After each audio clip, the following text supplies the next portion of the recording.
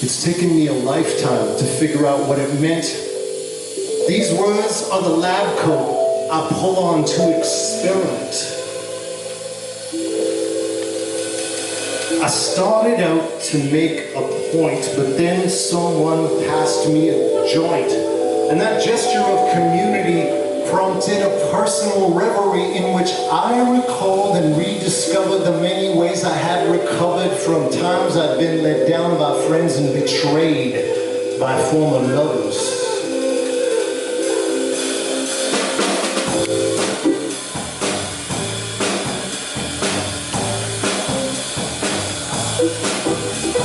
In every case, I learned a lot. I've also lost a lot.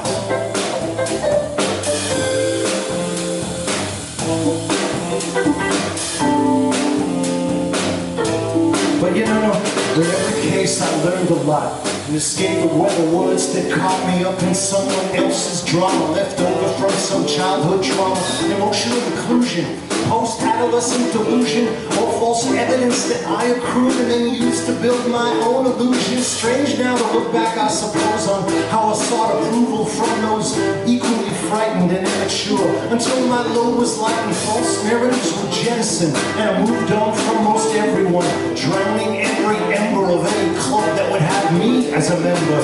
Same held true to romance, where I gave myself so little chance to find that joy upon this earth, yet to embrace my own self-worth, I allowed others to use me, or unintentionally abuse me. I was drawn into the vortex of anyone who would not refuse me. So many of us start out desperate. We tell ourselves that we're unfit to hold the role of friend or lover until, if lucky, we discover of all the things the most appealing are the ones that are the most revealing and most attractive, to be sure. It's someone who's emotionally mature. A few words I hope to help you cope. Some interpersonal pragmatism. There's nothing like a deep connection to charge up your metabolism. And every influencer who's not fully fluent in their catechism will eventually succumb to emotional Darwinism.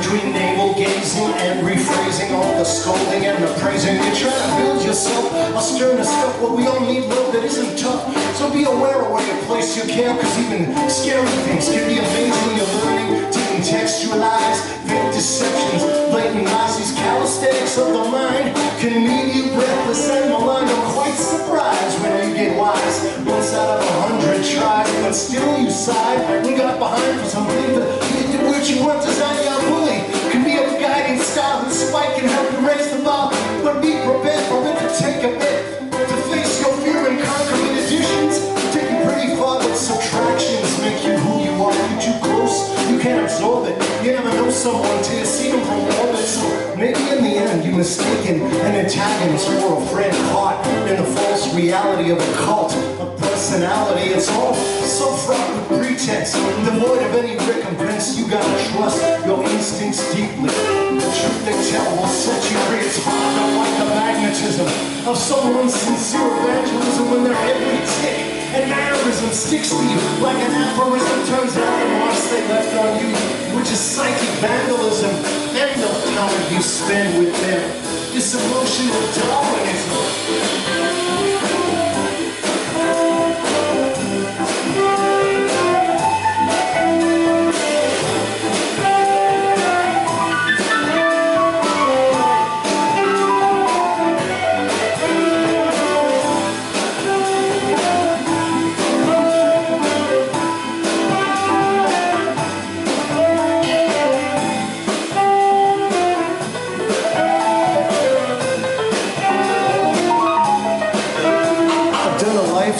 Research, and all of it confirms that emotional intelligence is not necessarily a contradiction of terms, but after closely examining all sides, it's hard not to admit life is strange, people change, and sometimes they no longer fit, and that some of us just aren't gonna get it this time around. They may have based their entire existence on a concept that's unsound, but what's great is that it's never too late to make a course correction. But you do have to choose your inner circle like it's jewelry selection, because we are all somewhere on this spectrum, from misanthropy to philanthropy. But don't let someone else's nonsense hold you back from what you were meant to be.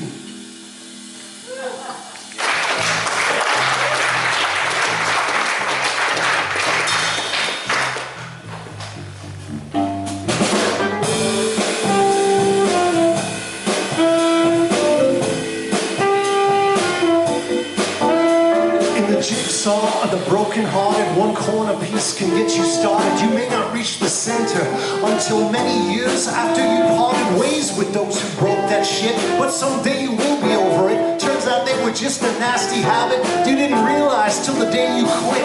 Smart to dumb's a continuum where you're a CEO or bum, and the way we crave a placid shore betrays a secret longing for a right not to participate. But that realization comes too late to shield us from a world whose absurdity is hard to overstate, where even deities and the devils are still working at a high school level, jealous, spiteful over beings with no clue what their feelings mean, and what's quite dramatically portrayed as a battle for your soul at best is just a very human quest to tame your inner asshole, so you're drowning in a sea of data that can turn an alpha into a beta, lover to a hater, or a fine brand to a moderator, swimmer to a shark, or like a cat caught in a dog pot. You just went out looking for a friend and you totally missed the mark. We all know it's never easy when amigo becomes an acronym, but holding on too long is an insidious kind of masochism. So just like the way light separates reflected through a prism, you gotta separate